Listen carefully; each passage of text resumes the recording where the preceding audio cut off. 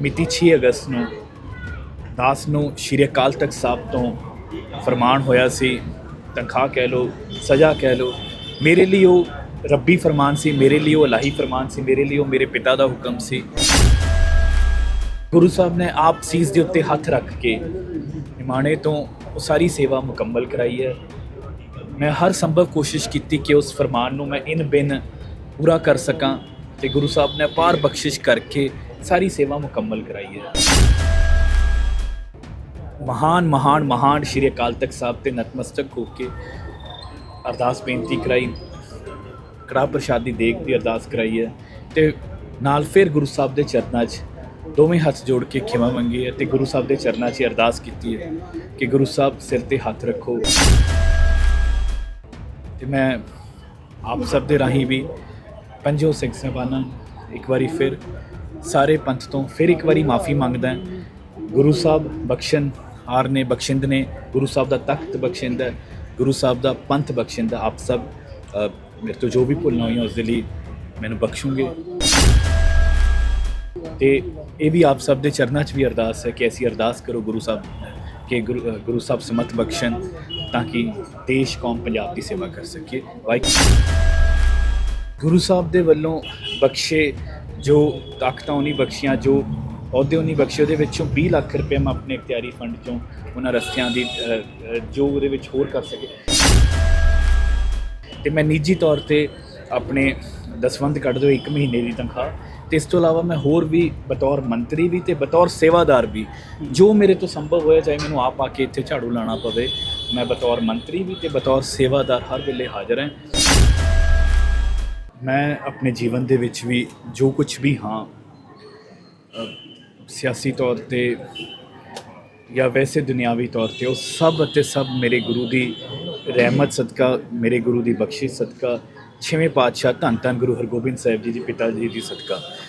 ਮੈਂ ਬਚਪਨ 'ਚ ਮੈਂ ਉਸ ਦਿਨ ਵੀ ਜ਼ਿਕਰ ਕੀਤਾ ਸੀ ਜਦੋਂ ਵੀ ਦਰਬਾਰ ਸਾਹਿਬ ਆਉਂਦੇ ਸੀ ਤਾਂ ਹਮੇਸ਼ਾ ਮੈਂ ਸ਼੍ਰੀ ਅਕਾਲ ਤਖਤ ਸਾਹਿਬ ਦੇ ਉੱਤੇ 6ਵੇਂ ਪਾਤਸ਼ਾਹ ਦੇ ਚਰਨਾਂ 'ਚ ਅਰਦਾਸ ਕਰਦਾ ਸੀ ਤੇ ਮੈਂ ਇਹ ਸਮਝਦਾ ਜੋ ਕੁਝ ਵੀ ਸਾਡੇ ਵਰਗੇ ਆਮ ਘਰਾਂ ਦੇ ਬੱਚੇ, ਜੇ ਅਗਰ ਮੈਨੂੰ ਅੱਜ ਮੈਂ ਪੰਜਾਬ 'ਚ ਮੰਤਰੀ ਹਾਂ, ਸਿਰਫ ਅਤੇ ਸਿਰਫ ਮੇਰੇ ਗੁਰੂ ਸਾਹਿਬ ਦੀ ਰਹਿਮਤ ਹੈ। ਮੇਰੇ ਕੋਲ ਹੋਰ ਕੁਝ ਵੀ ਨਹੀਂ ਜਿਹਦੇ 'ਤੇ ਮੈਂ ਮਾਣ ਕਰ ਸਕਾਂ, ਕੋਈ ਵੀ ਇੱਦਾਂ ਦੀ ਚੀਜ਼ ਨਹੀਂ ਜਿਹਦੇ 'ਤੇ ਮੈਂ ਕਹਿ ਸਕਾਂ ਮੈਂ ਇਸ ਕਰਕੇ ਕਾਮਯਾਬ ਹੋਇਆ। ਮੇਰੀ ਕਾਮਯਾਬੀ, ਮੇਰੇ 'ਤੇ ਰਹਿਮਤ, ਇਹ ਸਿਰਫ ਅਤੇ ਸਿਰਫ ਮੇਰੇ ਗੁਰੂ ਸਾਹਿਬ ਦੀ ਬਖਸ਼ਿਸ਼ ਹੈ। इन्हीं की कृपा से सजे हम हैं, नहीं मुँह से गरीब करोड़ परे। मेरे अर्गे करोड़ां है, ये गुरु साहब ने बख्शिश करके सेवा दी है। तो आप सब जानते हो, सारी संगत जानती है, पंथ जानते आंदा कि मिति 6 अगस्त ਨੂੰ ਦਾਸ ਨੂੰ ਸ਼੍ਰੀ ਅਕਾਲ ਤਖਤ ਸਾਹਿਬ ਤੋਂ ਫਰਮਾਨ ਹੋਇਆ ਸੀ। ਤਨਖਾਹ ਕਹਿ ਲਓ, ਸਜ਼ਾ ਕਹਿ ਲਓ, ਮੇਰੇ ਲਈ ਉਹ ਰੱਬੀ ਫਰਮਾਨ ਸੀ, ਮੇਰੇ ਲਈ ਉਹ ਇਲਾਹੀ ਫਰਮਾਨ ਸੀ, ਮੇਰੇ ਲਈ ਉਹ ਮੇਰੇ ਪਿਤਾ ਦਾ ਹੁਕਮ ਸੀ, ਸ਼੍ਰੀ ਗੁਰੂ ਹਰਗੋਬਿੰਦ ਸਾਹਿਬ ਜੀ ਦਾ ਫਰਮਾਨ ਸੀ। ਤੇ ਗੁਰੂ ਸਾਹਿਬ ਨੇ ਆਪ ਸੀਸ ਦੇ ਉੱਤੇ ਹੱਥ ਰੱਖ ਕੇ ਨਿਮਾਣੇ ਤੋਂ ਉਹ ਸਾਰੀ ਸੇਵਾ ਮੁਕੰਮਲ ਕਰਾਈ ਹੈ। ਮੈਂ ਹਰ ਸੰਭਵ ਕੋਸ਼ਿਸ਼ ਕੀਤੀ ਕਿ ਉਸ ਫਰਮਾਨ ਨੂੰ ਮੈਂ ਇਨ ਬਿਨ ਪੂਰਾ ਕਰ ਸਕਾਂ ਤੇ ਗੁਰੂ ਸਾਹਿਬ ਨੇ ਅਪਾਰ ਬਖਸ਼ਿਸ਼ ਕਰਕੇ ਸਾਰੀ ਸੇਵਾ ਮੁਕੰਮਲ ਕਰਾਈ ਹੈ।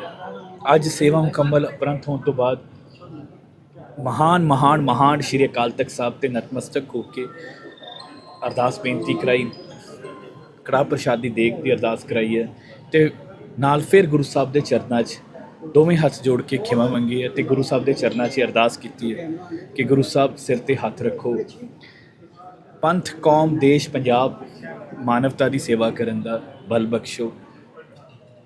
ਤੇ ਮੈਂ ਆਪ ਸਭ ਦੇ ਰਾਹੀਂ ਵੀ ਪੰਜੋ ਸਿੱਖ ਸਾਹਿਬਾਨਾਂ ਇੱਕ ਵਾਰੀ ਫਿਰ ਸਾਰੇ ਪੰਥ ਤੋਂ ਫਿਰ ਇੱਕ ਵਾਰੀ ਮਾਫੀ ਮੰਗਦਾ।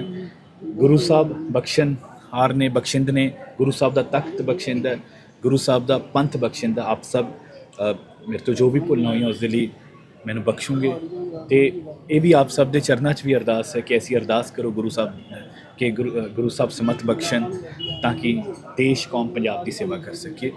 ਥੋੜੀ ਬਹੁਤੀ ਕਮੀਆਂ ਸੀ ਮੈਂ ਉਹਦੇ ਵਿੱਚ ਮੈਂ ਥੋੜੀ ਦੇਰ 'ਚ ਆਪਣਾ ਜੋ ਰਿਟਨ ਇੱਥੇ ਦਿੱਤਾ ਉਹਦੇ ਵਿੱਚ ਦੱਸ ਦਿੰਦਾ।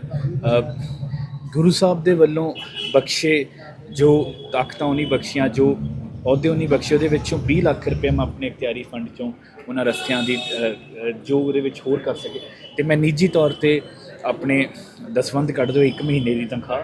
ਤੇ ਇਸ ਤੋਂ ਇਲਾਵਾ ਮੈਂ ਹੋਰ ਵੀ ਬਤੌਰ ਮੰਤਰੀ ਵੀ ਤੇ ਬਤੌਰ ਸੇਵਾਦਾਰ ਵੀ ਜੋ ਮੇਰੇ ਤੋਂ ਸੰਭਵ ਹੋਇਆ, ਚਾਹੇ ਮੈਨੂੰ ਆਪ ਆ ਕੇ ਇੱਥੇ ਝਾੜੂ ਲਾਉਣਾ ਪਵੇ, ਮੈਂ ਬਤੌਰ ਮੰਤਰੀ ਵੀ ਤੇ ਬਤੌਰ ਸੇਵਾਦਾਰ ਹਰ ਵੇਲੇ ਹਾਜ਼ਰ ਹਾਂ।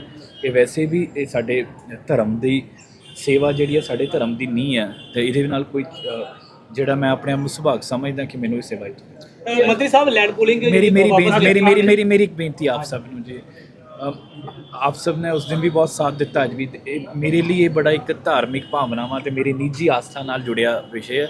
ਆਪਣੇ ਕੋਲ ਹੋਰ ਬਹੁਤ ਸਾਰੇ ਮੌਕੇ ਹੁੰਦੇ ਜੇ ਤੁਸੀਂ ਰਾਜਨੀਤਿਕ ਸਵਾਲ ਕਰ ਸਕਦੇ ਹੋ। ਮੇਰੀ ਬੇਨਤੀ ਹੈ ਕਿ ਅੱਜ ਤੇ ਆਪ ਸਭ ਦਾ ਤੇ ਸਾਰੀ ਸੰਗਤ ਦਾ ਬਹੁਤ ਮੈਨੇਜਮੈਂਟ ਤੇ ਵਾਹਿਗੁਰੂ ਜੀ ਖਾਲਸਾ, ਮੈਨੇਜਮੈਂਟ ਤੇ ਕਾਰਵਾਈ ਕਰੋ।